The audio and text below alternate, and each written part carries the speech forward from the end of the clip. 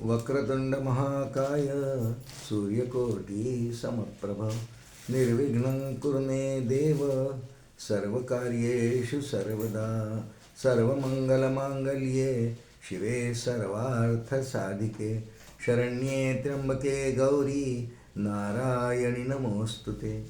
या देवी सर्वभूतेषु मातृरूपेण संस्थिता नमस्तस्यै नमस्तस्यै नमस्तस्यै नमो नमः।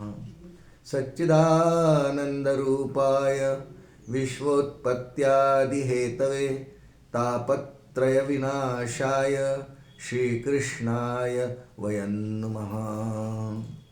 निगमकल्पतरोर्गलितं फलं शुकमुखादमृतद्रवसंयुतं पिबत भागवतं रसमालयं मुहुरहो रसिका भुवि भावुकाः। श्री गोपाल कृष्ण भगवान की जय, जगदम्बा माता की जय, सद्गुरु श्री गजानन महाराज की जय। अनंत कोटि ब्रह्मांड नायक राजाधिराज सच्चिदानंद सद्गुरु श्री ब्रह्म चैतन्य रामानंद प्रहलाद महाराज की जय। सब संतन की जय, बाल गोपाल की जय, गंगा माता की जय, गो माता की जय, आर्य सनातन वैदिक हिंदू धर्म की जय। जय जय रघुवीर समर्थ।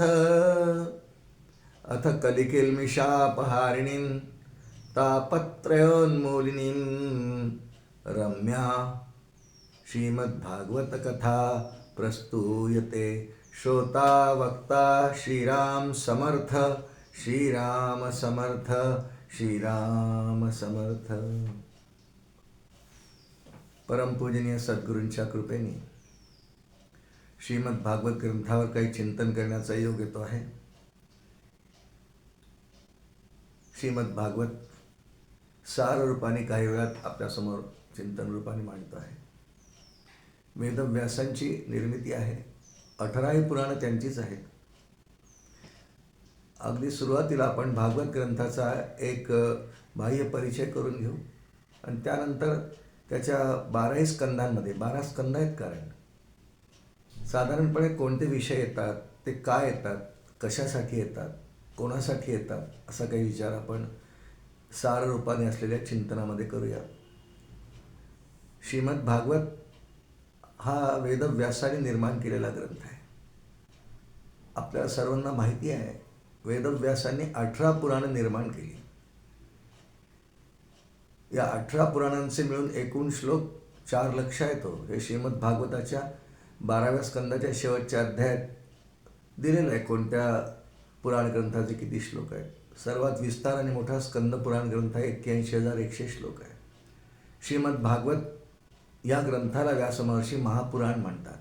18 पुराणांपैकी 18 पुराण आहेत, 18 उपपुराण आहेत, पण या सर्वांपैकी, सर्व ग्रंथांपैकी, पुराण ग्रंथांपैकी वेदव्यास श्रीमद्भागवत ग्रंथाला श्रीमद्भागवत महापुराण असं म्हणतात। त्याचं कारण बघू आपण, असं का म्हणतात ते बघूया आपण चिंतनात। थोडंसं एक बाह्य ओळख आधी भागवताची करून घेऊ। श्रीमद्भागवत वेदव्यासांचा ग्रंथ आहे, संस्कृतमध्ये आहे पूर्ण। बहुतांश श्लोक अनुष्टुप छंदात आहेत, इतरही छंद काही आहेत, सगळेच वृत्त वापरले आहेत, सगळे छंद वापरले आहेत, पण बहुतांश भागवत ग्रंथ हा अनुष्टुप छंदात, म्हणजे भगवद्गीतेसारखा धर्मक्षेत्रे कुरुक्षेत्रे समवेतायुत्सवा, हाही अनुष्टुप छंदात आहे। एकंदर 18,000 श्लोकांची संहिता आहे, 18,000 श्लोकांची संहिता आहे। हा प्राधान्याने शुकदेव परीक्षित याचा संवाद आहे। एकंदर या ग्रंथाचे 12 स्कंद आहेत, 12 स्कंद सारम असं म्हटलं आहे, श्लोकच आहे। 12 स्कंद आहेत आणि 12 स्कंद मिळून 335 अध्याय आहे। 335 अध्याय, मग 335 भागिले 12 अशी विभागणी नाही आहे। जे सांगायचं आहे, कोणता कथाभाग आहे, कशाने विस्ताराने सांगायचं, याप्रमाणे स्कंदामध्ये अध्याय किती असावेत हे वेदव्यासाने स्वतः ठरवलं आहे।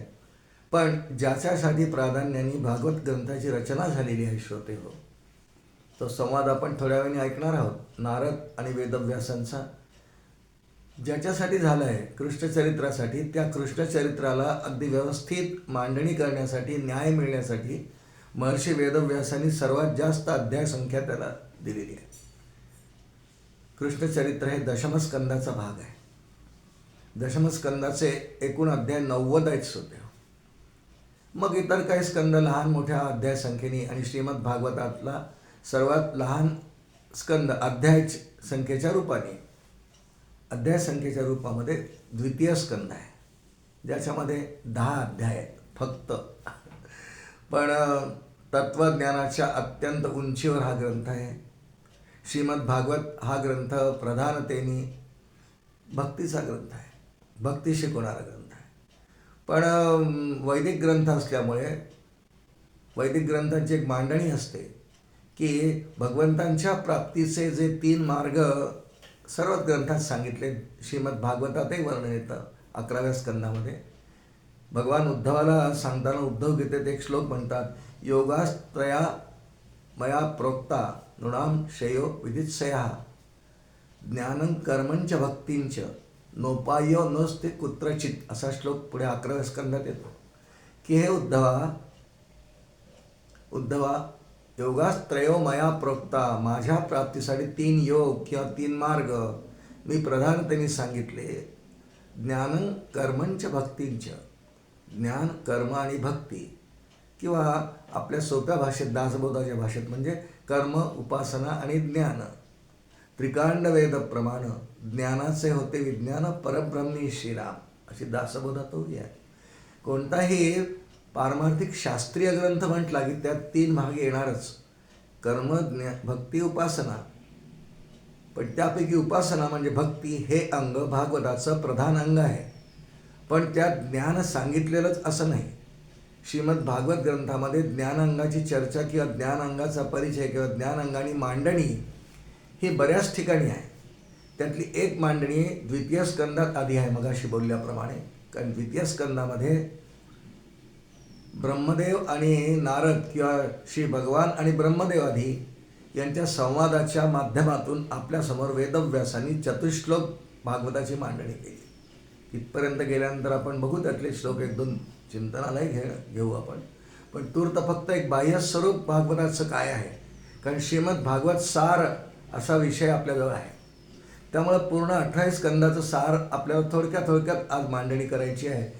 उद्देश एक आहे की ही भागवत सार मांडणी ऐकून जे आधी नवखे आहेत, तरुण पिढीतले आहेत, नवीन पिढीतले आहेत, त्याला नवीन जनरेशन आपण म्हणतो, त्यांना श्रीमद भागवत ग्रंथ श्रवण करण्याची, ऐकण्याची, वाचण्याची, मनन करण्याची प्रेरणा व्हावी, त्यांना उत्साह त्यांचा वाढावा, प्रोत्साहन मिळावं, यासाठी ही मांडणी आपण करणार आहोत. श्रीमद भागवत सार या नावाने करणार आहोत.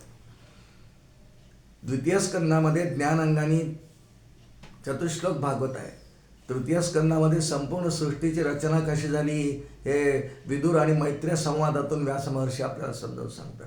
आधी ज्ञानांग कुठे आहेत थोडा स्पर्श करून घेऊ.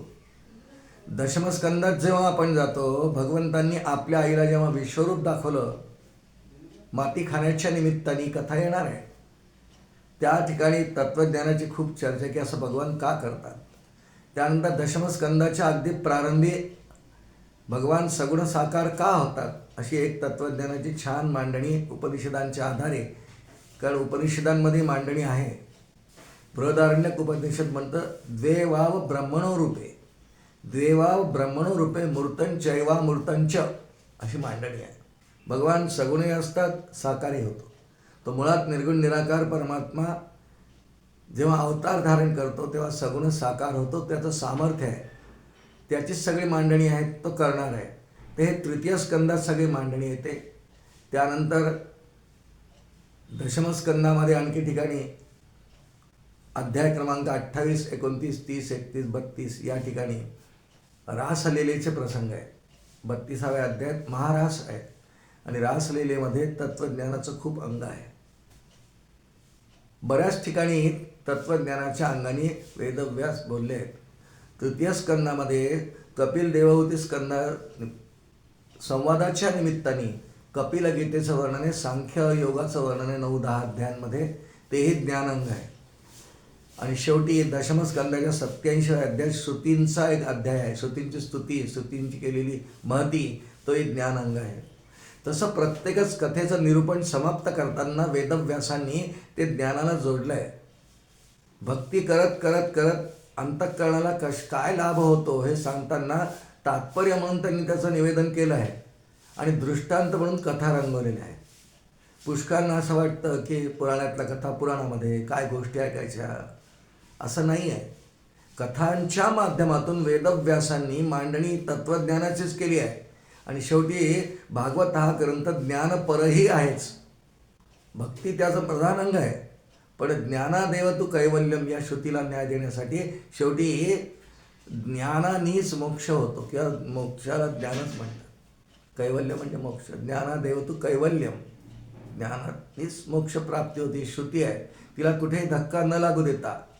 पण सगळेजण एकदम श्रुतींना समजून घेण्या इतक्या उंचीचे किंवा महावाक्याचा अर्थ पदरात पाडून घेण्याचे अधिकारी नसतात. योग्यतेचे नाही म्हणत आपण, अधिकारी नाही आहेत, होतील. उपासनेनी कर्मानी निष्काम भक्ती केल्याने, निष्काम वेदविहित निष्काम भक्तीने उपासनेने ते अधिकारी होतील. आणि नंतर त्यांना ज्ञान अंगात त्यांचा प्रवेश होईल, सद्गुरूंची प्राप्ती होईल आणि श्री सद्गुरूंच्या कृपेने त्यांना ज्ञान प्राप्ती होईल. असा एकंदर श्रीमद भागवताच्या 335 अध्यायांची विभागणी आहे. सर्वात लहान स्कंद दुसरा आहे, सर्वात मोठा दशमस्कंद आहे, ज्याचे 90 अध्याय आहेत. आणि 90 अध्यायांची मांडणी विभागणी वेदव्यासांनी 2 भागात केली आहे, पूर्वार्ध उत्तरार्ध.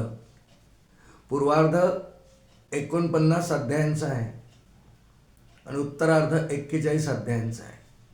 पूर्वार्धामध्ये प्राधान्याने भगवंतांच्या बाललीलांचं वर्णन वेदव्यासांनी केलं आणि उत्तरार्धांमध्ये त्यांच्या राजलीलांचं वर्णन केलं आहे. कारण पूर्वार्ध जिथे समाप्त होतो, भगवान 11 वर्षांचे आहेत. 11व्या वर्षी भगवंतांनी कंसवध केला आहे 44व्या अध्यायात दशमस्कंदाच्या. इथे बाललीला समाप्त होतात. मग नंतर भगवान किशोर होतात, युवा होतात, प्रौढ होतात. हा सगळा चरित्राचा भाग उत्तर भागात आहे, उत्तरार्धात आहे. आणि उत्तरार्धाचा प्रारंभ भगवंतांच्या उपनयन संस्कारापासून वगैरे आहे. भगवंतांचे विवाह आहेत, मग पुष्कळ काही भाग जीवनात त्यांचे आहे. कौरव पांडवांचं युद्ध आहे, राजसूय यज्ञ आहे पांडवांनी केलेला, आणि त्यानिमित्ताने केलेला शाल व दंतवक्त्र शिशुपाल यांचा उद्धार आहे. हे सगळं दशमस्कंधातच आहे. पण भगवंतांचं वैकुंठगमन मात्र म्हणजे अवतार समाप्ती ही दशमस्कंधात नाही आहे. त्यासाठी पुन्हा एकदा ज्ञानकांड म्हणून प्रधानतेने असलेला 11वा स्कंध आहे. 11वा स्कंद अगदी पूर्ण ज्ञानकांड आहे. 31 अध्याय आहेत असे.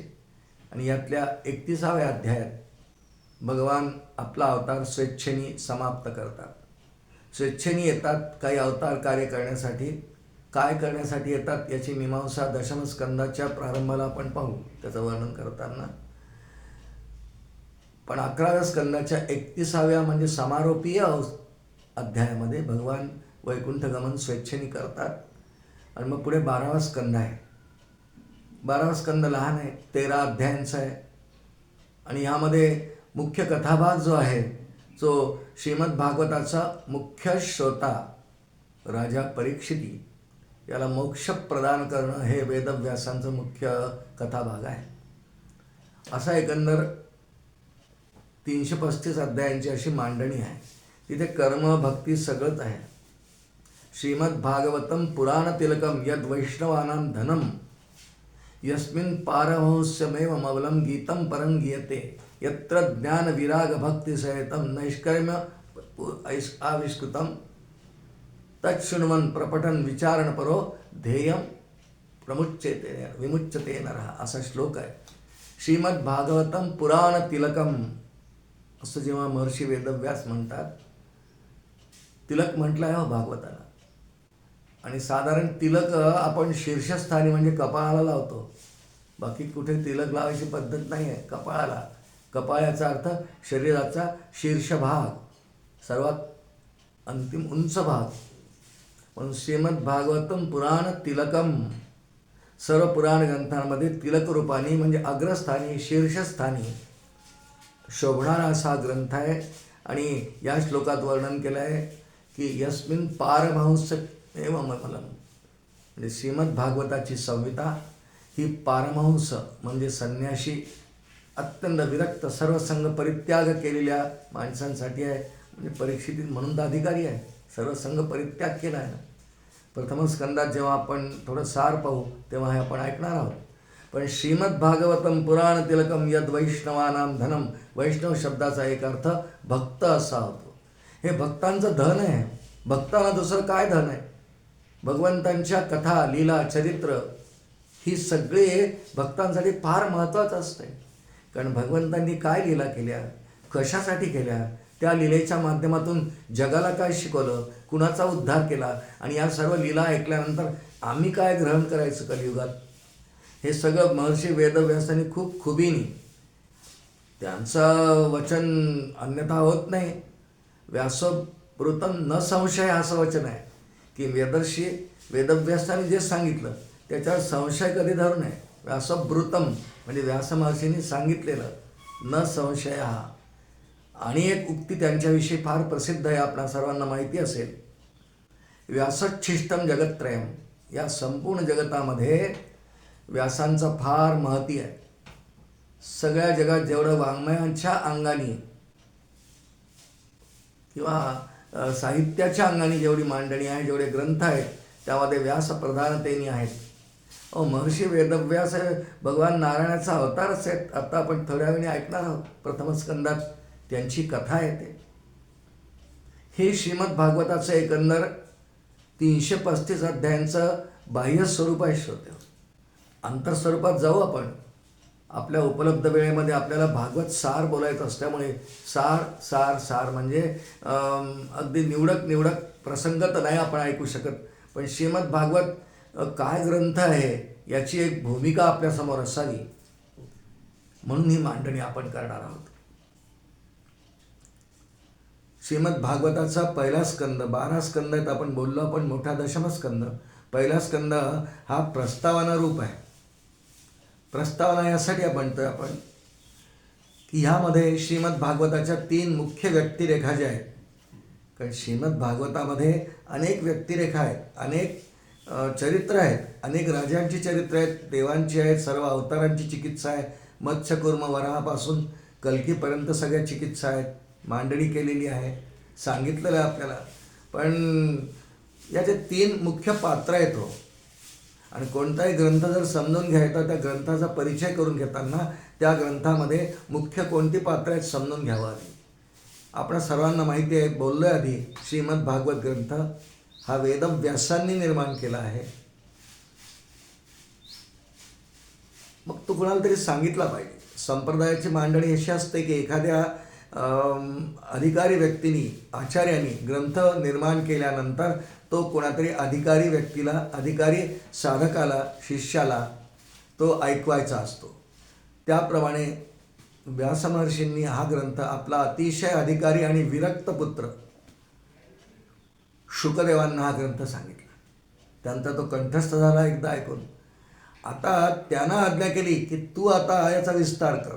म्हणून पुढे शुकदेवांनी तो परीक्षितीला शुकताल या ठिकाणी गंगेच्या किनाऱ्यावर तो पहिल्यांदा सांगितला. आणि श्रोते हो, हा सगळा कथाभाग पहिल्या स्कंदात येणारच आहे, ऐकू आपण सार रूपाने. पण हे सगळं कलियुगात झालं आहे. कारण भगवान श्रीकृष्णांनी वैकुंठगमन केल्यानंतर त्याच क्षणाला कलियुग सुरू झाला. म्हणून वेदव्यासांनी मांडणी जी केली आहे अवतारानंतर केली आहे, कृष्ण अवतारानंतर केली आहे. म्हणजे द्वापरयुग संपलं आणि कलियुगाचा प्रारंभ झालेला आहे. या सीमारेषेवरती, या जॉईंटवर भागवताची रचना आहे. आणि कलियुगात ती राजा परीक्षितीला शुकदेवांनी पहिल्यांदा सांगितली आहे. आणि मग आता भरपूर विस्तार आहे. आज सेतू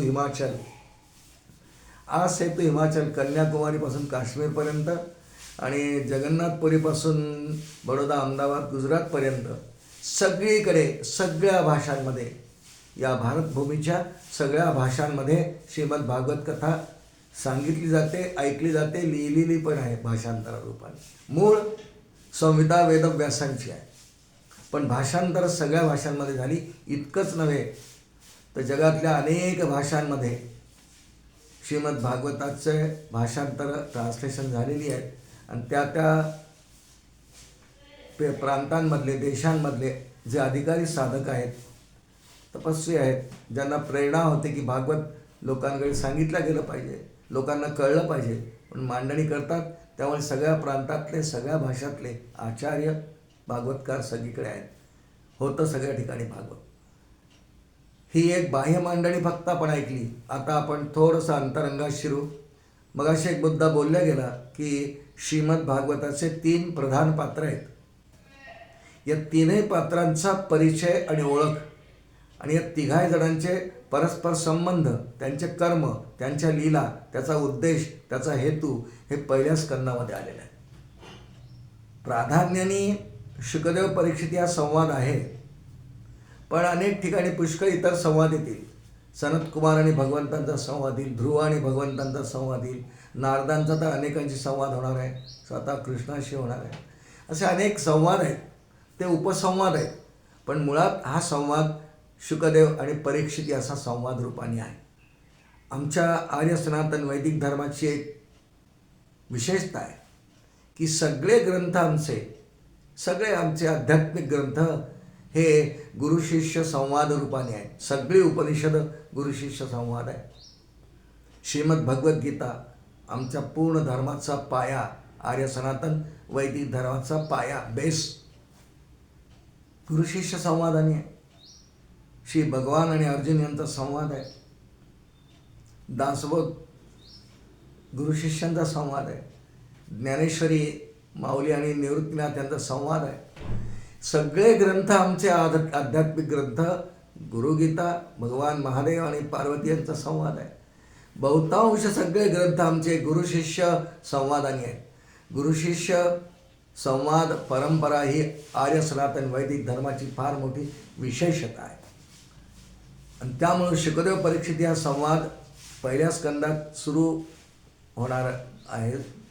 खरं द्वितीय स्कंदाच्या पहिल्या श्लोकात तर सुरू होतो, पण आधी या तिघांची माहिती की असं का झालं, परीक्षितीला भागवत ऐकण्याची इच्छा का झाली, म्हणून तीनही चरित्र आपण सार रूपाने थोडक्यामध्ये पाहू, ज्याचा उहापोह आणि व्यवस्थित मांडणी वेदव्यासांनी पहिल्या स्कंदात केलेली आहे. आमच्या इथे अजून एक परंपरा आहे, त्याला थोडासा स्पर्श करतो. श्रीमद भागवत कथा ज्या ठिकाणी आयोजित केली जाते त्या ठिकाणी भागवत ग्रंथातल्या 18,000 श्लोकांचं एखाद्या अधिकारी व्यक्तीकडून, गुरुजींकडून, ब्रह्मवृंदांकडून वाचन करून घेतलं जातं. याला भागवत संहिता पारायण म्हणतात. कारण जेवढे श्लोक भागवतात आहेत, 18,000 श्लोक, या 18,000 श्लोकांना त्या ग्रंथाची संहिता म्हणतात. आणि त्या संहितेचं वाचन व्हायला पाहिजे, कारण संहिता वेदव्यासांची आहे, त्यांचे श्लोक आहेत. जो त्याच्यावरती निरूपण करणारा आहे, प्रवक्ता आहे, तो त्याच्याच आधारे बोलेल. पण वेदव्यासांच्या मूळ श्लोकांना स्पर्श, त्याचं वाचन पठण झालं पाहिजे, तो खरा भागवत सप्ताह असतो. म्हणून ही आमची परंपरा आहे, ती अजूनही टिकून आहे की जेथे कुठे भागवत सप्ताहाचं आयोजन असेल, ज्ञानयज्ञ असेल, या ठिकाणी भागवताची संहितेचं पारायण व्हायला पाहिजे. तोच कृष्ण आहे. कारण मुळात भागवताच्या 18 श्लोकांचं एकत्रीकरण म्हणजे कृष्णच आहे बरं का. व्यासांचा एक श्लोक आहे, पहिल्या स्कंदातच आहे. तेनेयम वाङ्मयी मूर्ती प्रत्यक्षात वर्तते हरे, सेवनात, श्रवणात, पाठात, दर्शनात पापनाशी. तेनेयम वाङ्मयी मूर्ती ही 18,000 श्लोकांची संहिता भागवताची.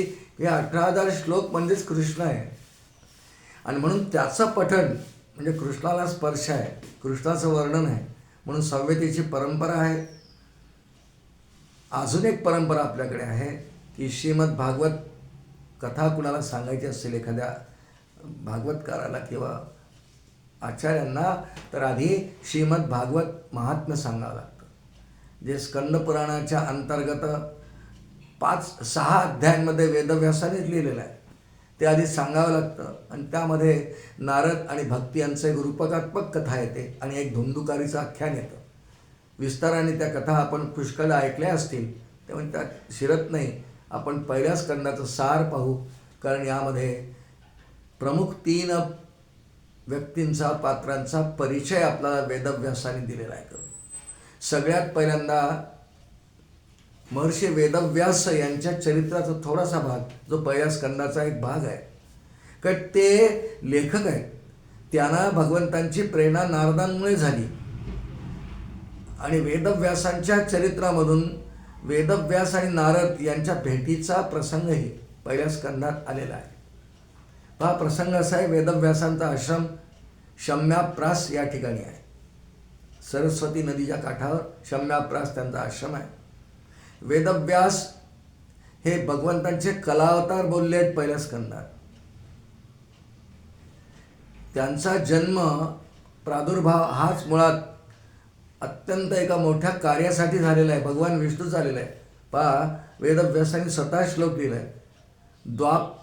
द्वापरे समनुप्राप्ते तृतीये युगपर्यये जातां पराशराद्योगी वासव्याम कलया हरे.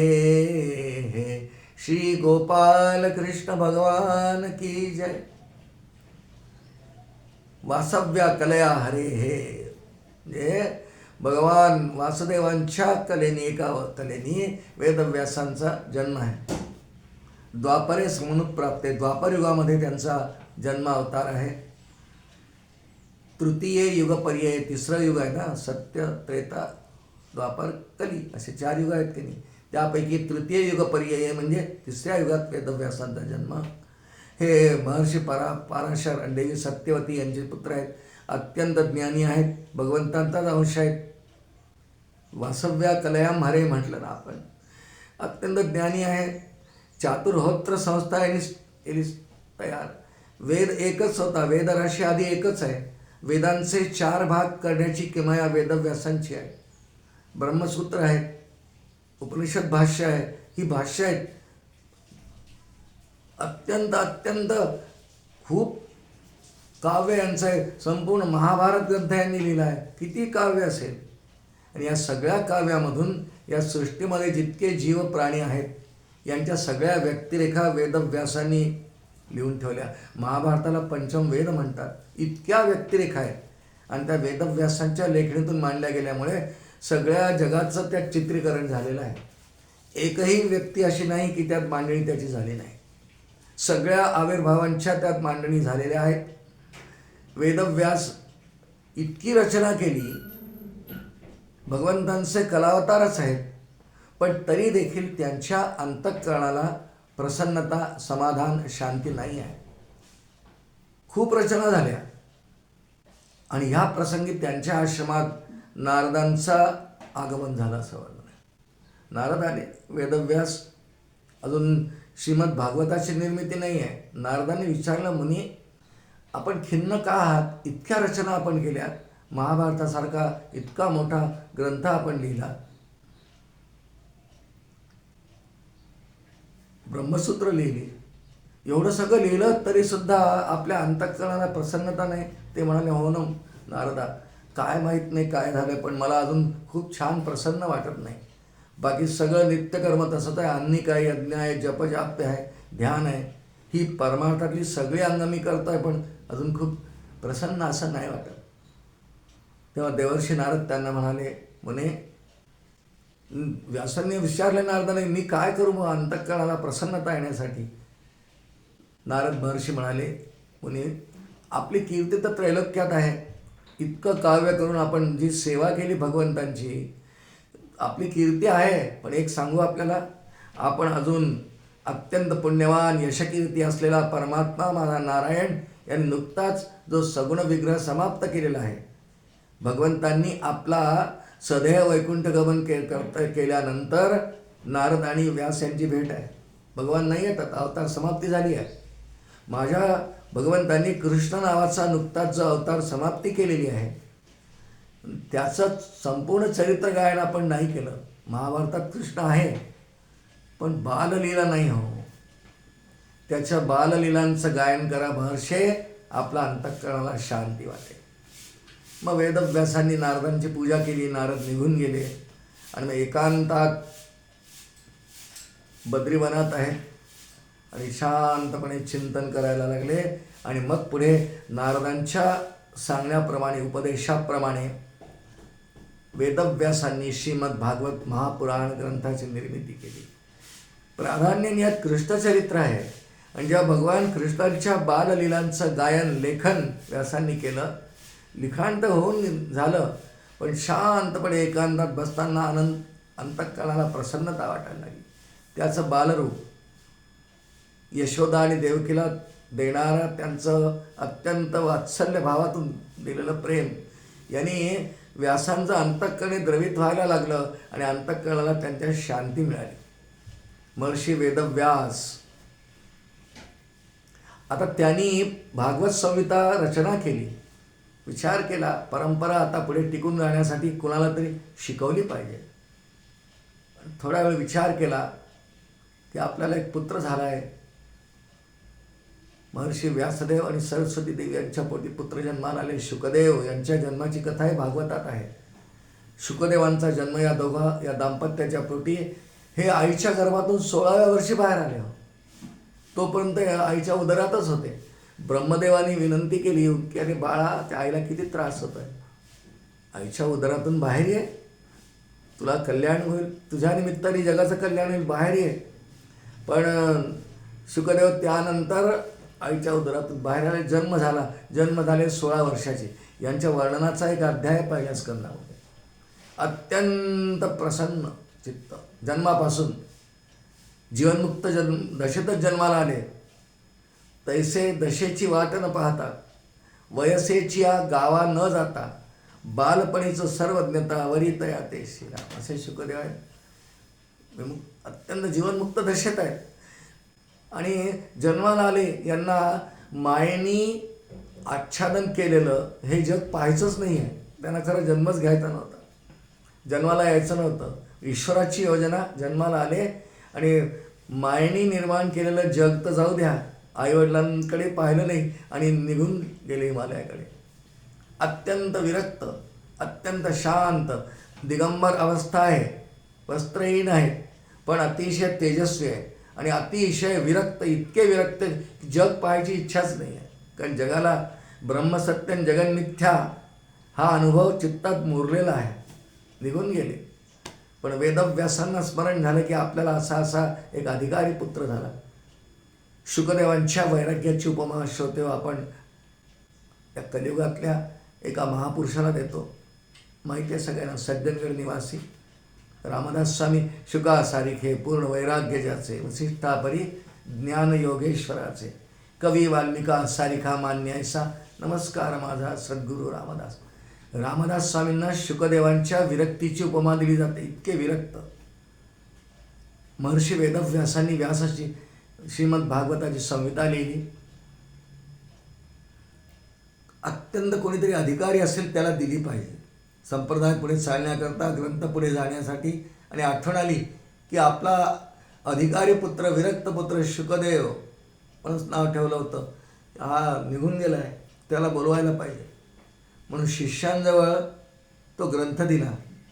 3, 4, 5 श्लोक त्यांच्याकडनं मंगलाचरणाचे पाठ करून घेतले आणि सांगितलं की हे श्लोक म्हणत म्हणत तुम्ही हा ग्रंथ डोक्यावर घेऊन जा.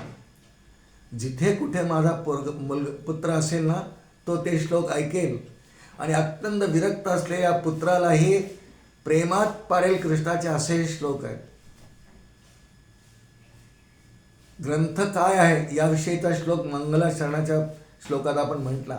निगमकल्पतरोर गलितम फलम शुकमुखादमृत द्रवसंयुतम पिबत भागवतम रसमालयम मुहुरहो रसिका भुवि भावकाः. आणि व्यासांचे शिष्य हे सगळे श्लोक म्हणत चालले. शुकदेवांसारख्या विरक्त अंतःकरणाच्या पुरुषांनी हे श्लोक ऐकले, अचंबित झाले. कोणी निर्माण केले? शिष्यांना सांगितलं, थांबा, कोण आहात तुम्ही? आणि व्यासांचे शिष्य आहोत. हो, हे कोणते श्लोक म्हणता तुम्ही? हे श्रीमद भागवत महापुराणातले आहेत. तुम्हाला कोणी शिकवले? तुमच्या पिताश्रींनी, महर्षी वेदव्यासांनी. त्यांना खूप आवडले. त्यांनी ग्रंथ आपल्या डोक्यावर घेतला. म्हणजे हे तर 4-5 श्लोक एवढी संहिता मला ऐकायची आहे. म्हणून शुकदेव त्या शिष्यांच्या बरोबर ज्या ठिकाणी महर्षी वेदव्यास बसलेले आहेत त्या ठिकाणी गेले आणि महर्षी वेदव्यासांनी पुढे संपूर्ण संहिता आपला अधिकारी पुत्र शुकदेव यांना सांगितली आहे, त्याच्याकडून कंठस्थ झालेली आहे. हे ज्या ठिकाणी केलं श्रोते हो, ते ठिकाण नैमिषारण्य आहे. ठिकाण नैमिषारण्य आहे. तिथे व्यास गुफा आहे, व्यास गद्दी आहे पण पाहायला मिळते. आपण कधी गेलात तर जरूर जावं. श्रीमद भागवत कथेत जितके ठिकाणे येतात ना, या ठिकाणी आपण जावं. भगवंतांच्या अस्तित्वाची जाणीव आपल्याला तिथे लागते. वृंदावन असेल, द्वारिका असेल, शुकताल असेल, जगन्नाथपुरी असेल किंवा नैमिषारण्य असेल, ही मथुरा वृंदावन असेल, गोकुळ असेल, ही सगळी ठिकाणं भगवंतांच्या पदचिन्हांनी अधोरेखांकित झालेली आहे. पदधोली आहे त्या ठिकाणी भगवंतांची. जावं आपण. शुकदेवांनी आपल्या पिताश्रींकडून ते शिकून घेतलं आणि पिताश्रींनी म्हणजे व्यास महर्षींनी आज्ञा केली की तू आता याचा विस्तार कर. म्हणून ग्रंथ पुन्हा डोक्यावर घेतला आणि शुकदेव नाचत नाचत नाचत तो ग्रंथ डोक्यावर घेऊन नाचत नाचत नाचत हे आता आपल्याला कोणी अधिकारी श्रोता मिळावा यासाठी बाहेर पडले व्यास गुफेतून, नैमिषारण्यातून. भगवंतांची योजना त्यांना थोड्या वेळ चालू देऊ. आणि ज्याच्यासाठी प्रधानतेने भागवत ग्रंथाची रचना आहे, राजा परीक्षिती, याचं सुद्धा चरित्र श्रीमद भागवताच्या प्रथम स्कंदामध्ये सार रूपाने आलेलं आहे. ते थोडक्यात पाहू आपण. राजा परीक्षिती हे पांडवांचा वंशज आहे. तो अभिमन्यूचा पुत्र आहे, अर्जुनाचा नातू आहे. या संपूर्ण घराण्यावर भगवंतांची पूर्ण कृपा आहे. पांडवांच्या वंशावर कृपा आहे. आपल्याला हरिपाठात माऊली बोलतात ना, द्वारिकेचे राणे पांडवा घरी शिरा. अखंड घरी म्हणजे अंतःकरणात. 5ही पांडव, द्रौपदी, कुंती, अभिमन्यू, परीक्षित सगळे भक्त आहेत भगवंतांचे. परीक्षिती भक्त आहे जन्मापासून. अजून जन्म व्हायचा आहे. परीक्षितीच्या जन्माची कथा आपण ऐकणार आहोत थोडक्यामध्ये, सार रूपाने. प्रसंग असा आहे की कौरव पांडवांचं युद्ध संपलेलं आहे. सगळे कौरव दुर्योधन सोडून समाप्त झाले, मेले. दुर्योधनसुद्धा मृत्यूपंथावर आहे. त्याला भीमाच्या गदेने विदीर्ण केलं आहे त्याची छाती. मांड्या तोडल्या आहेत, छातीत बळाबळा रक्त वाहत आहे आणि तो एका गुहेच्या किनाऱ्यावर, गुहेच्या काठाशी पडला आहे. द्रोणाचार्यांचा पुत्र आहे, अश्वत्थामा त्याचं नाव आहे. हा पांडवांकडून लढला. द्रोणाचार्य पांडवांकडूनच लढले, गुरु आहेत ते. त्याने विचार केला अश्वत्थाम्याने, मी दुर्योधनाचा सखा आहे, त्याच्याकडून युद्ध केलं, युद्धात पराक्रमी यांनी खूप केला आहे, पण मी अजूनपर्यंत पांडवांच्यापैकी एकाही वीराला वीरगती देऊ शकलो नाही, ठार करू शकलो नाही. आपण काहीतरी केलं पाहिजे असा एक विचार आला. कारण माझा मित्र दुर्योधन आहे, आता लवकरच मृत्युमुखी पडणार आहे, मरणार आहे, बळाबळा रक्त वाहत आहे. आणि त्या ठिकाणी अश्वत्थाम्याने एक दुष्कर्म केलं. म्हणजे दुष्कर्म केल्यानंतरही त्यातून एखादा छान कथाभाग येतो. पुढे जगाच्या कल्याणासाठी लीला असते व्यासांनी लिहिलेली. त्याने एक दुष्कर्म केलं. रात्रीची वेळ आहे, हातात खड्ग घेतलं असं वर्णन आहे. आणि युद्ध समाप्ती पूर्ण झालेली नाही अजून, कारण दुर्योधन संपायचा आहे अजून, त्यामुळे युद्ध समाप्ती झालेली नाही. झोपल्यात सगळे शिबिकांमध्ये. कौरवांचं सैन्य, पांडवांचं सैन्य झोपलेले आहेत. आणि अत्यंत दृष्ट विचार मनात घेऊन गेलेला हा अश्वत्थामा पांडवांच्या शिबिका शोधत शोधत गेला. पांडवांची प्रत्येकाची वेगळी शिबिका, द्रौपदीची शिबिका, आणि द्रौपदीच्या शिबिकेच्या बाजूला तिच्या 5 मुलांच्या शिबिका होत्या. एकाच शिबिकेत 5ही मुली झोपले. द्रौपदीला आपल्या 5 पतींपासून 5 पुत्र आहेत,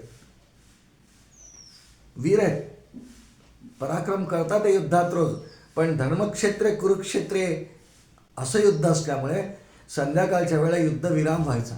कोणी रात्री बेरात्री कोणाला हल्ला नाही करायचा. झोपलेच सगळे, निद्रिस्त आहेत. आणि अत्यंत वाईट विचारांनी दुष्कर्म करण्याच्या हेतूने गेलेला अश्वत्थामा द्रौपदीच्या 5 पुत्रांच्या शिबिकेत शिरला आणि द्रौपदीच्या 5ही पुत्रांची मस्तकं त्यांनी धडा वेगळी केली. रक्ताचा पूर व्हायला लागला आणि मग घाबरला. की आपण हे काय कृत्य केलं. सकाळ झाल्यावर अर्जुनाला समजेल, कृष्णाला समजेल, आणि अर्जुन काय मला जिवंत सोडणार नाही, घाबरला आणि पळत सुटला. खरंच सकाळ झाली, अर्जुन आला, भगवान आले, द्रौपदी रडते, 5 पुत्र मेले, कापले, रक्ताचा हृदयाचा पूर वाहत आहे. आणि खूप वाईट वाटलं. भगवंतांनी आधी द्रौपदीचं सांत्वन केलं, थोडी शांत झाली, आणि अर्जुनाने भगवंतासमोर प्रतिज्ञा केली, द्रौपदी आज संध्याकाळपर्यंत ज्याने कोणी हे कर्म केलं आहे त्याला मी त्याचा शिरच्छेद करेन किंवा तुझ्यासमोर पकडून आणीन. चौकशी केली, कोण आला तर रात्रीवरती सेवकांनी पहारेकऱ्यांनी सांगितलं की अश्वत्थामा आला होता. अश्वत्थाम्याने यांचे 5 पुत्र कापले. आपल्या मित्राजवळ गेला, दुर्योधनाजवळ, तलवारीला लागलेलं रक्त ते आपल्या मित्राला दाखवलं. बघ मित्रा, तुझ्यासाठी प्रिय आनंदाची बातमी, दुर्योधनाला काही दिसत नाही, भोवळ आलेली आहे. काय आणलं असतं मित्रा, हे बघ रक्त, ओळख कोणाचं आहे, कोणाचं रक्त आहे, पांडवांचं रक्त आहे. अरे काय केलं तू, रात्रीची वेळ आहे. दुर्योधनाला आवडलं नाही.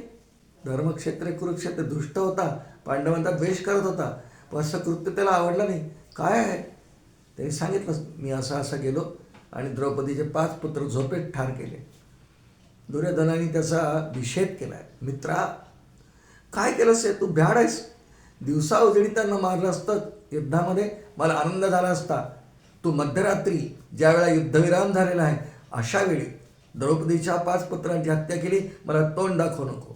अरे त्याला वाटलं हा याला आनंद होईल, माझ्या मित्राला आनंद तर झालाच नाही, उलट निघून जा म्हटलं.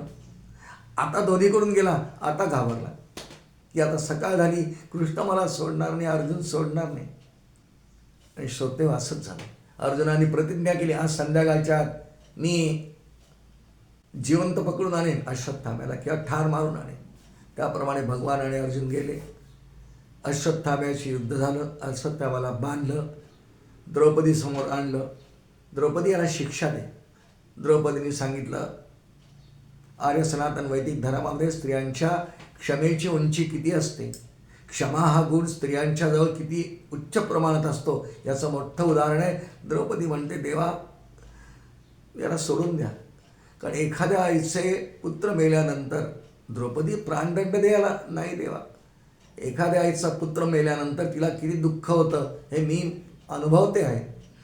ते याच्या आईला होऊ नये.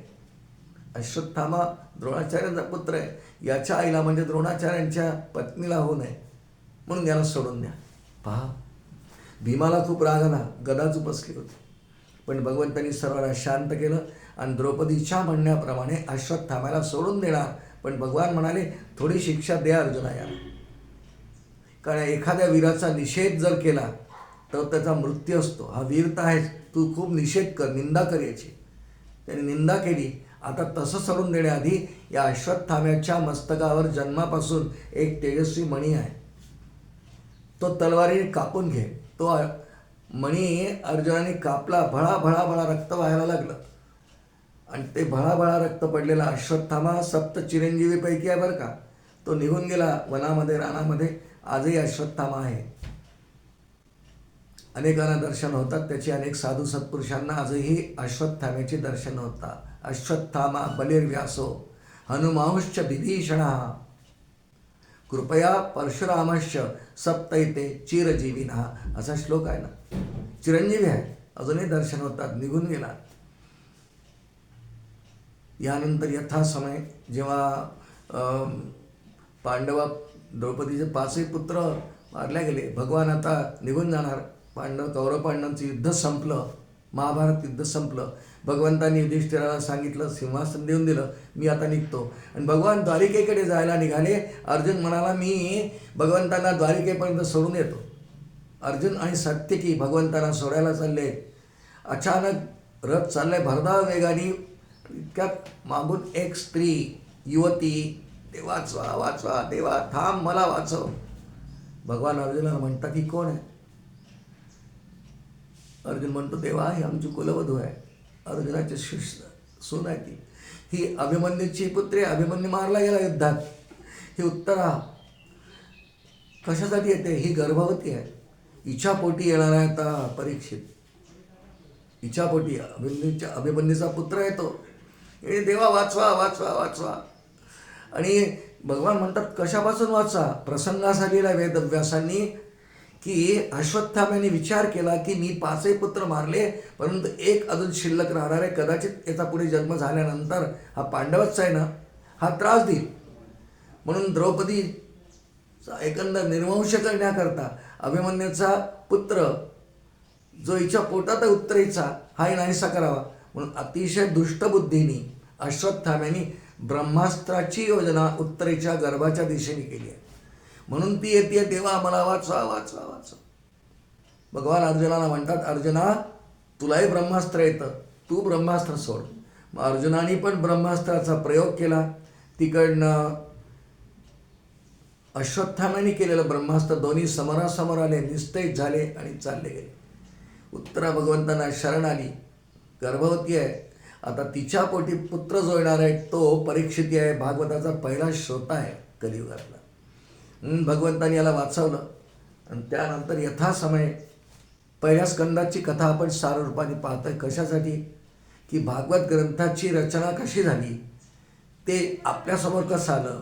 श्रीमद भागवताचा पहिला श्रोता कोण, पहिले वक्ते कोण. वेदव्यासाने लिहिलं पण पहिला वक्ता शुकदेवच आहे, जाहीरपणे हजारो लाखो लोकांसमोर. परीक्षितीचा जन्म झाला, नाव परीक्षिती ठेवण्यात आलं. मोठा झाला, राजलक्षणांनी युक्त होता. यथासमय पांडव आता प्रौढ झाले आणि निस्संग व्हायला लागले. विचार केला की आता पुरे झालं. परीक्षितीला राजसिंहासन दिलं. परीक्षितीचा विवाह झाला. त्याच्या धर्मपत्नीचं नाव इरावती असं आहे. परीक्षितीला 4 पुत्र झाले. ज्येष्ठ पुत्र जनमेजय आहे. आणि यथासमय पांडवांनी विचार केला की आता आपलं संपलंय, आता आपण आपलं सगळं अवतार जन्मकार्य संपलं, याच्या हाती सूत्र द्यावी. पांडव खरंच अतिशय आनंदाने स्वेच्छेने हिमालयाकडे जायला निघाले. विदुर आणि गांधारी त्यांच्याबरोबर आहेत, पांडव आहेत. हे सगळे हिमालयात गेले. ज्या ठिकाणी गंगोत्री या ठिकाणी गंगा सप्तस्रोतात वाहते त्या ठिकाणी पांडव निरपेक्ष बुद्धीने गेले. सर्व संघ परित्याग करून गेले.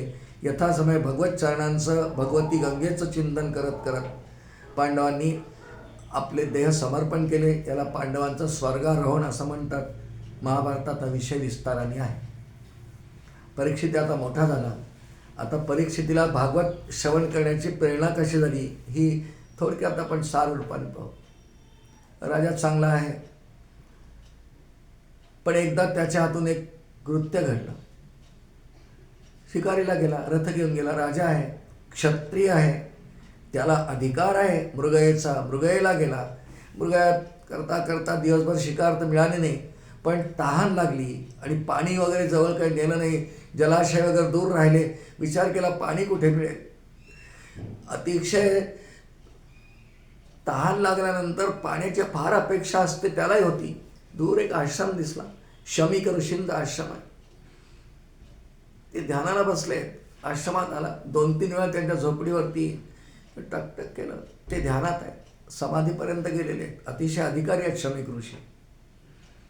लक्ष गेलं नाही. 2दा-3दा केलं. परीक्षिती राजा आहे, चक्रवर्ती राजा आहे, पांडवांचा एकमेव उत्तराधिकारी, अत्यंत शूर आहे, पराक्रमी आहे, सगळ्या गोष्टी आहेत. पण विनाशकाली विपरीत बुद्धी म्हणतात तसं झालं.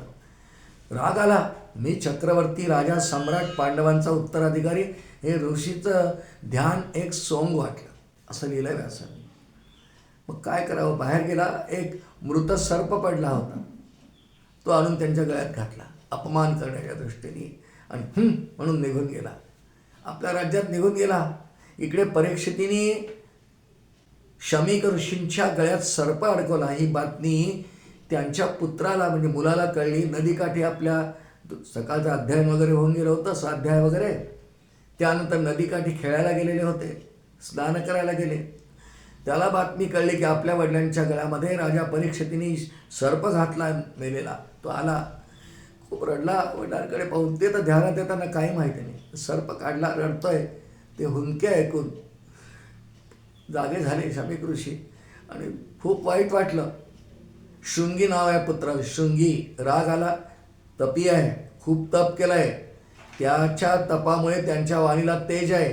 जो तपी असतो, खूप तपश्चर्या केलेला असतो, तोच शाप देऊ शकतो किंवा वर पण देऊ शकतो. वर किंवा शाप देण्याचं सामर्थ्य तपाने येत असतं. आणि त्याप्रमाणे शाप दिला. ज्या अतिशय दुष्ट राजांनी माझ्या वडिलांच्या गळ्यात त्यांचा काहीही अपमान नसताना मृत सर्प अडकवलेला आहे, त्या राजा परीक्षितीला आजपासून 7 दिवसांनी मृत्यू येऊ पाणी हातावर घेऊन सोडलं. संकल्प केला. तो संकल्प पिताश्रींनी ऐकला. बाळा हे काय केलंस?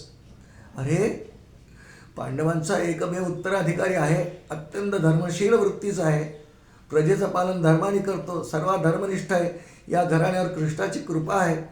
तू काय केलंस बाळा? हे माहीत होतं की आपल्या पुत्राचा अधिकार आहे, याची शापवाणी अन्यथा होणार नाही, त्यावेळी परीक्षितीला मृत्यू तर येईलच. हे चांगलं नाही केलं बाळा तुम्ही. असं नाही म्हटलं तू छान केलं वगैरे नाही म्हटलं. साधू आहेत कारण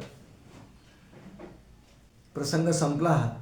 आणि त्यामुळे राजा परीक्षिती आता 7 दिवसात जाणार ही बातमी सगळीकडे पसरली. राजा परीक्षिती हस्तिनापूरला आला, आपल्या राज्यात आला. येता येताच वाटेत आपण केलेल्या दुष्कृत्याचा त्याला पश्चाताप व्हायला लागला. हे काय केलं मी? माझ्या हातून अशी क्रिया घडलीच कशी? अशी वाटेत येता येता तितक्या सेवकांनी येऊन सांगितलं, महाराज आपल्याला शाप मिळाला आहे. कोणी दिला म्हणाले? शृंगी ऋषींनी. नाव ऐकलं होतं. शमिकांचा पुत्र आहे, अधिकारी आहे.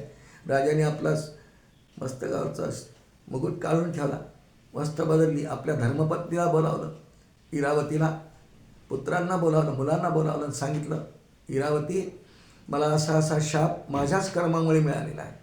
भगवत योजना काही असेल त्यामुळे मी आत्ताच या क्षणाला संन्यास घेतो आहे.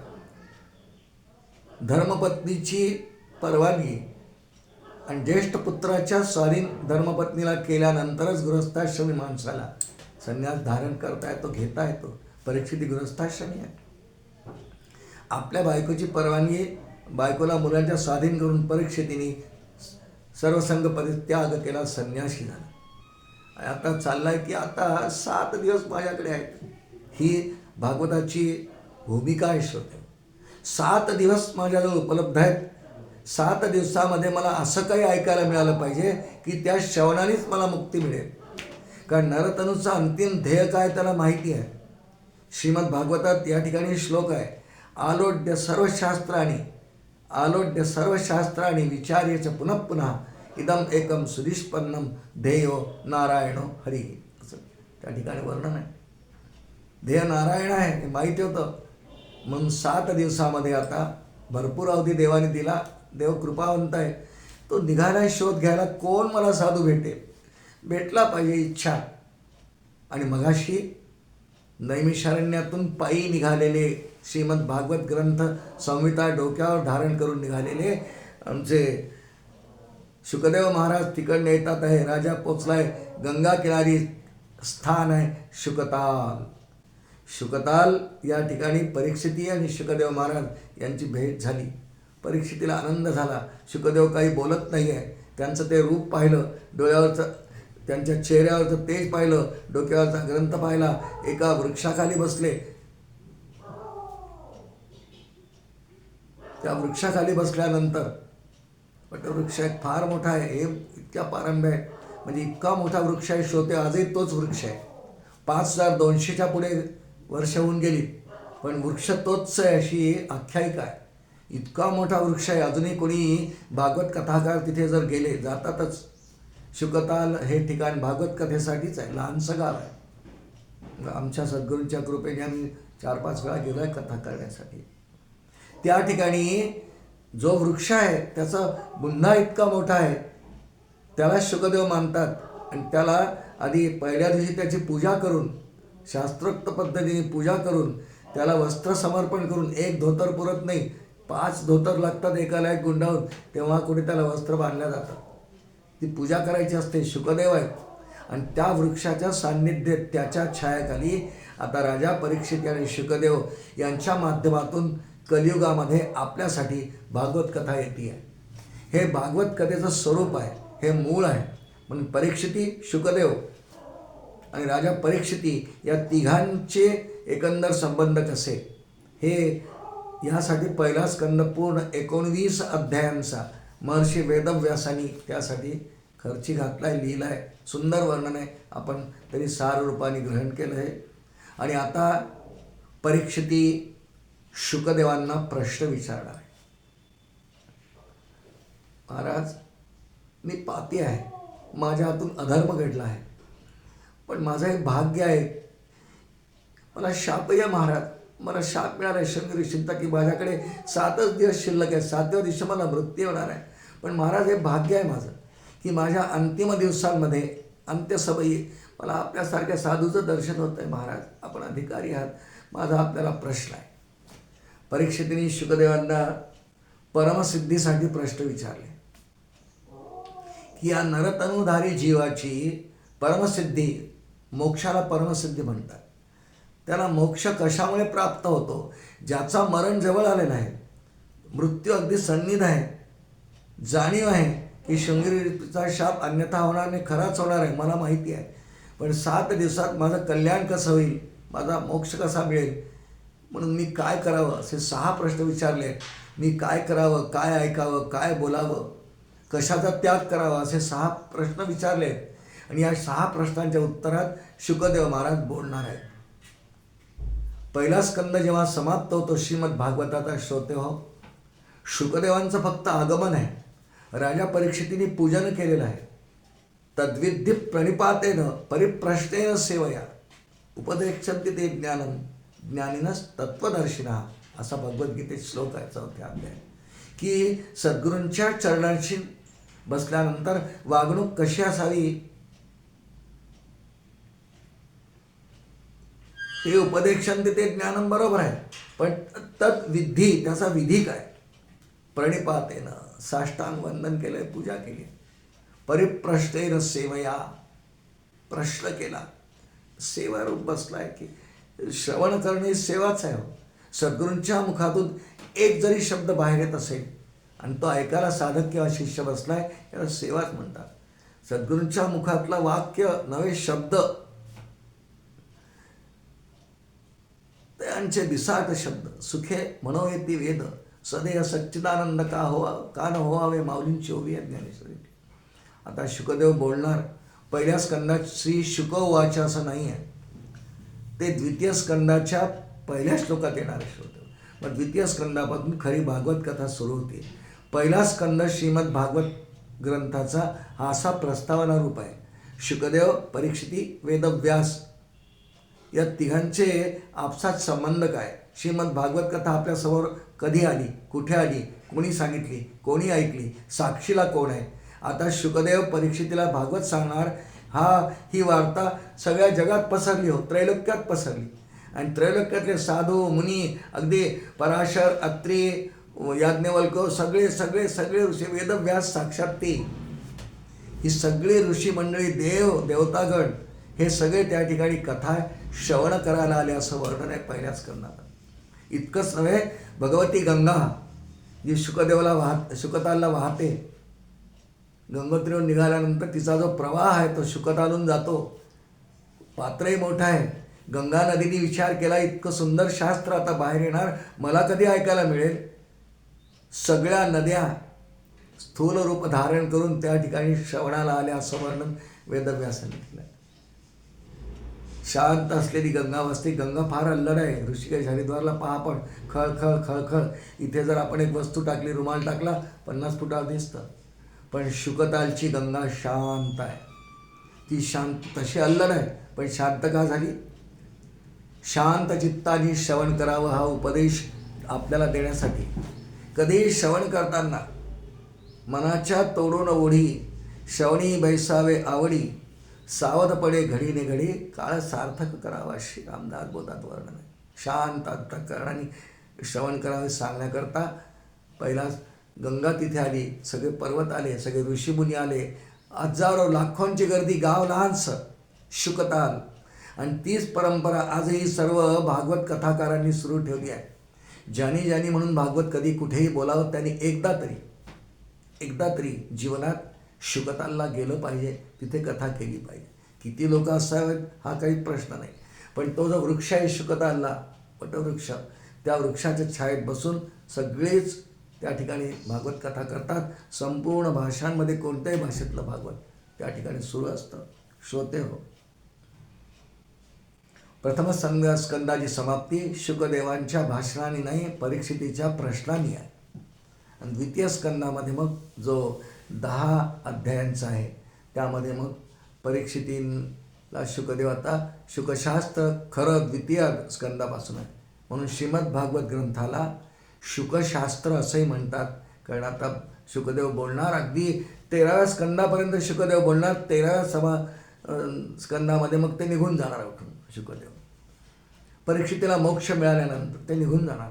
परीक्षितीला मृत्यू तर येणार आहे, त्याला सर्पदंश होणार आहे, तक्षक दंश करणार आहे, कारण शृंगी ऋषींचा शाप आहे त्याला.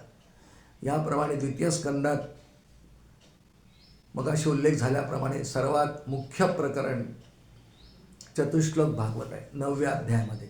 10 अध्यायांच्या द्वितीय स्कंदात 9व्या अध्यायात चतुश्लोक भागवत आहे. सगळा उपदेश आहे. ज्ञानम परमगुह्यम मे यद्विज्ञान समन्वितम सरहस्यम तदंगंच गृहान गदितम मया, असं 7 श्लोकांचं त्या ठिकाणी. अहमेवा समेवाग्रेपासून चतुश्लोक भागवत आहे. म्हणताना आपण चतुश्लोक भागवत म्हणतो. एकंदर 7 श्लोक हे आहेत. 2 प्रस्तावनेचे आहेत, एक उपसंहाराचा आहे. मध्ये अहमेवा समेग वाग्रे नान्यत्यत सदसत्परम पश्चादहि यदेतच्च यवशिष्येत सोस्म्यहम, या श्लोकाने प्रारंभ आहे.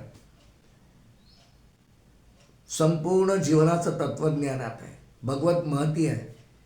आणि ते ब्रह्मदेवाला आधी भगवंतांनी सांगितलं, पुढे ब्रह्मदेवाने नारदांना सांगितलं, आणि नारदांना सांगितलं त्वमेत विपुलीन कुरु, तू विपुली कर, म्हणून पुढे नारदांनी व्यासांना सांगितलं. अशी श्रीमद भागवताची परंपरा आहे. तृतीय स्कंदामध्ये बराच कथाभाग आहे. त्यामध्ये वराह अवताराचं वर्णन आहे. मत्स्यकूर्म वराह असं आपण म्हणतो, पण श्रीमद भागवतात हा क्रम आधी वराह अवतार आहे.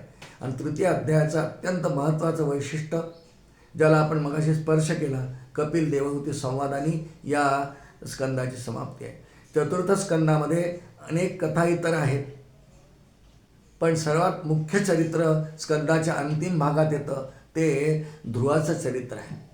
ध्रुवाने भक्ती कशी केली, का केली, कुठे केली, किती केली, हे सगळं खूप विस्ताराने वर्णन आहे. आणि पुढे भगवंतांनी त्याच्या इच्छेप्रमाणे अपमानित झालेला ध्रुव सावत्राने ढकलून दिला, म्हणून वास्तविक उत्तम म्हणजे त्याचा सावत्र भाऊ, हे दोघं समवयस्क आहेत. एक सुरुचीचा पुत्र, एक सुनीतीचा पुत्र, हे खेळ सावत्र भाऊ आहेत. हे एकाच राजाचे मुलं आहेत, पण तरी देखील वडिलांच्या मांडीवर बसता आलं नाही, सावत्र मातेने बसू दिलं नाही, म्हणून अपमानित झालेला ध्रुव हा जो तपश्चर्येला गेला. 5 महिने तपश्चर्या आहे ध्रुवाची. 5 वर्षाच्या ध्रुवाची 5 दिवस तपश्चर्या. भगवान प्रसन्न झाले, ध्रुवाला वर दिला. आढळपदी अंबरात बसविले ध्रुवाला. ही ध्रुवाची एक कथा विस्ताराने येते. पुष्कळ तात्पर्य या कथेमध्ये आहे. 5वा स्कंद, 6वा स्कंद, 7वा स्कंद, पुष्कळ चरित्र यात येतात. प्रत्येक स्कंदामध्ये विविध, जसं 5वा स्कंद राजा स्वयंभू मनू आणि त्याची पत्नी शतरूपा यांच्यापासून जो पुढे वंश निर्माण झाला, 3 मुली आणि 2 मुलं झाले. उत्तानपाद राजा, प्रियव्रत राजा, या सर्वांचा वंशविस्तार करण्याकरता प्रियव्रत राजाचा वंशविस्तार 5व्या स्कंदात आहे. उत्तानपाद राजा 4थ्या स्कंदात आहे. पुढे 6व्या स्कंदामध्ये अनेक कथा येतात. अजामिळाचं आख्यान आहे, इत्यादी इत्यादी. फार सुंदर सगळ्या कथांच्या रूपाने विनटलेलं हे भागवत कथा प्रत्येक कथेच्या माध्यमातून काहीतरी आपल्याला बोध देतं, उपदेश देतं. कथा तर ऐकाव्या, पण मंथुनी नवनीता तैसे घे अनंता, याप्रमाणे कथा पुढे सरकतात. 8व्या स्कंदात तर फारच कथा आहेत, ऐकलेल्या असतात आपण सर्व. सर्वात पहिल्यांदा गजेंद्र मोक्ष आख्यान आहे, त्यानंतर समुद्र मंथनाची कथा आहे, त्यानंतर वामन अवतार आहे, आणि सर्वात शेवटी या स्कंदामध्ये 8व्या सर्वात शेवटी मत्स्यावतार कथा येते. नंतर 9वा स्कंद, यामध्ये सूर्यवंश, चंद्रवंश यांच्या कथा आहेत. प्रभू रामचंद्रांची कथासुद्धा 2 अध्यायात येते. आणि त्यानंतर 9व्या स्कंदाच्या अंतिम चरणामध्ये चंद्रवंशाचं वर्णन करता करता महर्षी वेदव्यास हे भगवान कृष्णांचा वंश, यदुवंश, ययाती देवयानीपासून यदू झाले. यदुवंशाचं वर्णन करताना संक्षिप्त कृष्णचरित्र येतं. ते संक्षिप्त कृष्णचरित्र 9व्या स्कंदातलं ऐकून परीक्षितीचं काही समाधान नाही. ते शुकदेवांना म्हणतात, महाराज, ज्यासाठी मी इथे बसलोय, उपोषण करतोय बरं का, 7 दिवस, अन्न पाण्याचा त्याग आहे, सर्वसंग परित्याग आहे, की साधारण श्रोता नाही आहे, अत्यंत धर्मशील वृत्ती आहे, कृष्ण भक्त आहे. तो म्हणतोय की इतकं संक्षिप्त कृष्णचरित्र आपण सांगितलं महाराज 9व्या स्कंदाच्या शेवटी. मलाही पुष्कळ कृष्णचरित्र माहिती आहे, आमच्या वंशावर भगवंतांची खूप कृपा आहे, पण महाराज विस्ताराने सांगा. पण दशमस्कंदाचा प्रारंभ होताना शुकदेवांना परीक्षितीने प्रश्न तसाच केला आहे. अवतीर्य यदोर्वंशे भगवान भूतभावना कृतवान यानि विश्वात्मा तानि वो वद विस्तरात. श्री गोपाल कृष्ण भगवान की जय. अवतीर्य यदोर्वंशे, या यदुवंशामध्ये भगवान श्री हरी नारायणांनी कृष्ण नावाचा अवतार घेऊन कृतवान याने विश्वात्मा काय काय काय काय कर्म केली, जी महाराज जी मला माहीत आहे ती आणि माहीत नाही ती आपण सर्व विस्ताराने सांगा. तानियो वद विस्तारात.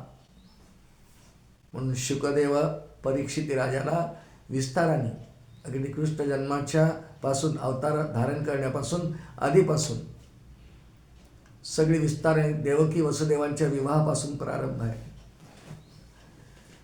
सगळी कथा सांगतात, कृष्ण जन्म इत्यादी आहे. दशमस्कंदामध्ये कृष्णाचं चरित्र खूप विस्ताराने आहे, अगदी द्वारकेच्या निर्मितीपर्यंत आहे. म्हणजे महाभारतात युद्ध समाप्ती करून द्वारकेच्या निर्मितीपर्यंत दशमस्कंदात अनेक कथा आहेत. बाललीला अनेक आहेत. भगवान बाललीला करताना 2 ठिकाणी प्राधान्याने राहिले. भगवान गोकुळात 5 वर्ष आहेत. 6व्या वर्षी भगवान वृंदावनात गेले. पण गोकुळात असताना भगवंतांनी आपल्या लीलांचा प्रारंभ जो केला आहे तो पूतना उद्धारापासून केलेला. 5व्या दिवशी ज्योतीच्या पूजनाच्या दिवशी भगवंतांनी लीला केल्या आहेत. भगवान बालक जरी आहे तरी भगवंतांना अवतार धारण केल्यानंतर अवताराच्या प्रत्येक दिवशी प्रत्येक क्षणाला ही जाणीव आहे की मुळात मी कोण आहे. मुळात मी ईश्वर आहे. ईश्वर सामर्थ्य अत्यंत अत्यंत सामर्थ्य शक्तिमान भगवान असतात. ते सामर्थ्य माझं आहे, पण आता ह्या लीलेमध्ये मला जेवढं सामर्थ्य हवं आहे ते मूळ स्वरूपातून थोडा वेळ ते बॉरो करतात, घेतात, ती लीला पूर्ण करतात. इतकी अवाढव्य ती पूतना, तिची उंची सांगितल्या 6 कोस इतक्या, आणि भगवान 5 दिवसांचे. किती शक्ती लागली असेल तिला ठार मारायला. त्यांच्या मूळ स्वरूपात सगळीच शक्ती आहे. अनंत कोटी ब्रह्मांड नायक आहे. ते एका करांगलीवर पर्वतही धारण करू शकतात. पण आता किती हवी आहे शक्ती तेवढी स्मरण करतात, ती आपल्या अंगात घेतात, तिचा उद्धार करतात आणि पुन्हा बालक रडायला लागतात. कोणत्याही अवतारात अवतार घेतल्यानंतर भगवंतांना आपल्या मूळ स्वरूपाचं स्मरण असतंय. मी भगवान आहे हे नेहमी माहीत असतंय. बाललीला गोकुळात केल्या, पण काही लीला भगवंतांना वृंदावनात करायचे आहेत, कारण तिथे काही वाट पाहतात यांची, त्यात कालिया आहे. म्हणून भगवान 6व्या वर्षी सर्वांना घेऊन गोकुळ सोडलंय बरं का. नंदबाबांना त्यांचा एक चुलत भाऊ उपनंद नावाचा गोप, त्यांनी सांगितलं की इथे खूप संकट आली आपल्यावर, पूतना आहे, तृणावर्त आहे. हे सगळे संकट इतकी आली, भगवंताने इथून आपण निघून जाऊ, हे ठिकाण अरिष्ट सूचक आहे, आपण जाऊ. वृंदावन पाहिलंय मी, तिथे घेऊन गेले. त्यांनी ठराव मांडला, सर्वांनी मान्य केला आणि वृंदावनात गेल्यानंतर गोकुळ वृंदावन जवळजवळच आहे. दोन्ही जन्म मथुरेत आहे कंसाच्या कारागृहात. वृंदावन गोकुळात खूप लीला केल्या. 5 वर्ष गोकुळात, 6 वर्ष वृंदावनात. वृंदावनांच्या लीलांपैकी अनेक महत्त्वाच्या लीलांपैकी कालियाचा उद्धार केला, गोवर्धन धारण केला करांगोलीवर. आणि अत्यंत महत्त्वाची आणि भगवंतांची प्रेममयी लीला म्हणजे रासलीला. हे दशमस्कंदाचं अत्यंत सारभूत आणि महत्त्वाचं प्रकरण आहे. नारद महर्षींनाही नारद भक्तिसूत्रात नोंद घ्यावी लागली की भक्ती कशी करावी. यथा व्रजगोपिकांना, जशी गोपींनी केली. गोपींच्या अंतःकरणाचा महिमा खूप विस्ताराने 5 अध्यायांमध्ये वेदव्यासांनी खूप छान वर्णन केलं आहे. 29, 30, 31, 28, 29, 30, 31, 32 अध्यायांमध्ये श्रीमद भागवत मगाशी आपण ऐकलं, ही कृष्ण आहे, त्याचा देह आहे. श्रीमद भागवत तेने वाङ्मयी मूर्ती, वाङ्मयी मूर्ती आहे त्याची. मग देह जर मानला तर देहामध्ये पंचप्राण असतात. हे रास पंचाध्यायी म्हणजे पंचप्राण आहे. आणि त्यातही या पंचप्राणांपैकी मुख्य प्राण 31वा अध्याय, ज्यात भगवंतांनी गोपीगीत म्हटलेलं आहे. गोपीगीताचा अध्याय 31वा आहे तो. श्रोते हो, सर्व रासलीलेचं प्रकरण फार सुंदर छान आहे, गंभीर नाही आहे, अर्थप्रधान आहे. 174 श्लोकांमध्ये 5 अध्यायांमध्ये महर्षी वेदव्यासांनी याचं वर्णन केलं आहे. या 5 अध्यायांच्या गटाला रास पंचाध्यायी म्हणतात.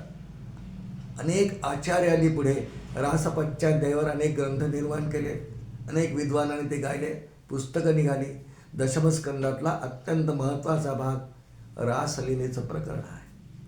गोपींच्या भक्तीने प्रभावित होऊन त्यांनी कात्यायनी व्रत केलेलं 27व्या अध्यायामध्ये त्यांना भगवंतांनी आशीर्वाद तेव्हा दिला होता की तुमच्याशी मी शरद पौर्णिमेच्या रात्री लीला करेन. केली लीला. आणि शेवटी त्यांना ऐक्यात नेण्यासाठी भगवंतांनी गोलोकाची निर्मिती केली असं वर्णन आहे. गोलोक, ज्या ठिकाणी अखंड रासलीला सुरू आहे, काही मर्यादित प्रमाणात त्यांना सौख्य देण्याकरता भगवंतांनी शरद पौर्णिमेच्या रात्री म्हणजे कोजागिरी पौर्णिमेच्या रात्री लीला केली. त्या रासलीलेच्या 174 श्लोकांचा प्रारंभ असा श्रोते हो. भगवान पिता रात्री शरदोत्फुल्ल मल्लिका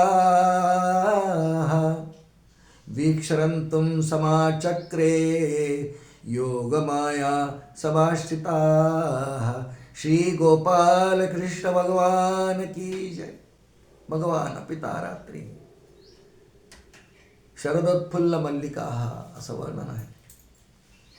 आणि त्यामुळे भगवंतांनी गोपींबरोबर रासलीला केली, सांगितली, सुंदर वर्णन केलं आहे वेदव्यासांनी. त्यानंतर दशमस्कंदामध्ये अनेक कथाभाग पुढे आहे. हा तर पूर्वार्ध आहे, कारण गोपी ही बाललीला आहे. भगवंतांचं वय गोपींबरोबर नृत्य करताना इत्यादी रासलीलेच्या वेळी 9 वर्ष आहे श्रोते. या 9 वर्षानंतर भगवंतांनी पुष्कर बाललीला अजून केल्या. कंसवध 44व्या अध्यायात ही सुद्धा बाललीला आहे. त्यानंतर उत्तरांगात भगवंतांचं उपनयन, भगवंतांचे विवाह, 16,108 विवाह, आणि त्यानंतर पांडवांच्या राजसूय यज्ञापर्यंत अनेक अनेक अनेक. आणि दशमस्कंदाच्या समाप्तीला भगवंतांनी त्यांच्या एका बालपणीच्या भक्ताचं दिव्य चरित्र मांडलं श्रोते हो. अध्याय क्रमांक 80 आणि 81 यामध्ये भगवंतांनी सुदामदेवांचं चरित्र मांडलं. मुळात वाचण्यासारखं आहे. कृष्णस्यासित सखा कश्चित ब्राह्मणो ब्रह्मवित्तमः विरक्त इंद्रियार्थेषु प्रशांतात्मा जितेंद्रिय या वर्णाने प्रारंभ आहे. फार सुंदर सुंदर विशेषण आहेत. भगवंतांनी मूठभर पोह्यासाठी त्याला काय ऐश्वर प्रदान केलं असा कथाभाग आपण अनेकदा ऐकला असेल. श्रीमद भागवताच्या दशमस्कंदाचा हा भक्तीच्या अंगाने गोपी गीत, रासलीला आणि सुदामदेवांचं चरित्र उच्चांक आहे. वेदव्यासांनी वर्णन केलं आहे की सुदामदेवांचं चरित्र लिहिताना महर्षी वेदव्यासांची समाधी लागली आहे. ते काय चरित्र असेल आपण कल्पना करा. आणि त्यानंतर दशमस्कंदाच्या समाप्तीनंतर ज्ञानकांड प्रधान असलेला 11वा स्कंद आहे. श्रीमद भगवद्गीतेचं जे तत्त्वज्ञान आहे तेच 11व्या स्कंदाचं तत्त्वज्ञान आहे. हे भगवान उद्धवाला सांगतात. म्हणून 11व्या स्कंदामधल्या 9व्या अध्यायापासून 28व्या अध्यायापर्यंत हा जो कथाभाग आहे याला उद्धव गीता म्हणतात. यामध्ये हंसगीता येते, यामध्ये भिक्षुगीत येतं, हंसगीत येतं, भिक्षुगीत येतं.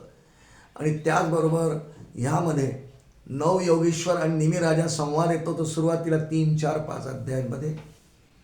त्या ठिकाणी 9 योगेश्वरांच्या माध्यमातून संपूर्ण आर्य सनातन वैदिक धर्माची सगळी वैशिष्ट्य त्या 9 संवादातून येतात. भगवान दत्तात्रेयांनी केलेल्या 24 गुरूंचं प्रकरणसुद्धा 11व्या स्कंदात येतं. एकंदर 11वा स्कंद पूर्ण ज्ञानकांड आहे. भगवंतांनी उद्धवांना ते समजावून सांगितलेलं आहे. त्यानंतर उद्धव म्हणाले, देवा मला घेऊन चल.